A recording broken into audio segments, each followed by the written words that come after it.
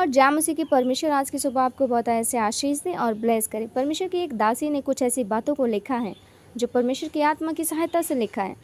आप इन बातों को सुनेंगे, जीवन आपका भी बदलेगा प्रभु यीशु मसीह के नाम में।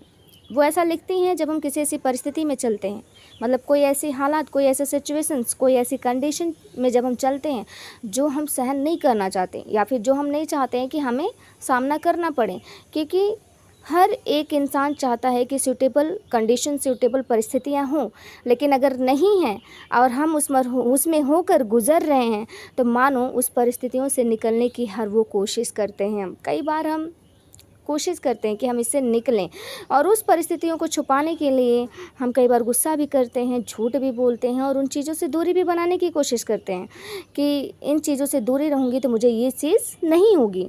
जबकि बाइबल कहती है कि मसीह में जीवन जीना मतलब अपने आप को मारना। हालेलुया। अगर आप उस चीज़ से भाग रहे हैं, अगर वो चीज़ें बार बार आप पे हावी हो रही है, आप कंट्रोल नहीं कर पा रहे हैं, तो उससे भागना नहीं है, क्योंकि उस क्षेत्र में प्रभु चाहता है कि आप अपने इच्छाओं को, आप अपने सोच को, विचार को मारें और उस क्षेत्र में, जिस क्षेत्र में आपको प्रॉब्लम हो रही है, उस क्षेत्र पे आप विजयी हों। हालेलुया। हर वो आदत हो सकती है, हर वो हरकत हो सकती है, कोई भी चीज़ हो सकती है।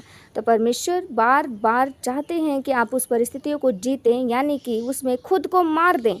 कि जैसे एक एग्जाम्पल में, आप एक क्रोधित व्यक्ति हैं, तो अगर आप क्रोधित व्यक्ति हैं तो आपको गुस्से से भागना नहीं है, आपको गुस्से को मारना है और उस परिस्थिति में मसीह को जीवित करना है। मसीह एक प्रेम है, उसे जीवित करना है आपको। और हर वो गुस्सा करने की आदतों को और झूठ बोलने की आदतों को, जो झूठ बोलने की आदत है बात बात पे, उसको भी मारना है, उसको भी ख़त्म करना है। हर वो भी आदत प्रभु को नहीं पसंद है।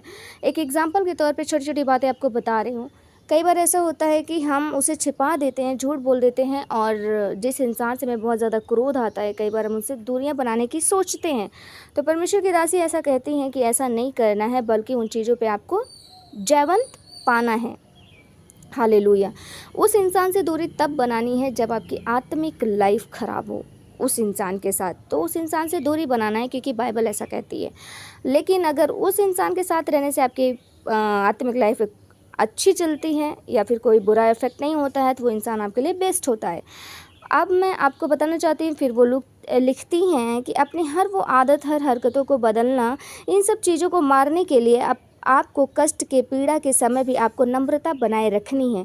मतलब कि अगर गुस्सा आ रहा है तो कंट्रोल करिए, झूठ बोलने का मन हो रहा है तो भी कितनी भी ज़रूरत है नहीं बोलिए, कंट्रोल करिए और परमेश्वर के वचन को पकड़े रहना है, भरोसा करना है उसके वचन पर। जो भी चीज़ बार बार आपके सामने आ रही है, समझ जाओ प्रभु चाहता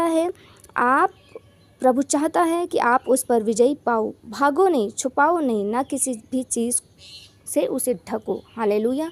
तो परमेश्वर की दासी ऐसे कुछ शब्दों को लिखी हैं और मैं आपको बताना चाहती हूँ कि सच में कई बार हमारे अंदर की कुछ ऐसी आदतें होती हैं जो हम बदल नहीं पाते और उससे दूर भागते हैं और सोचते हैं कि ये हमें ना हो।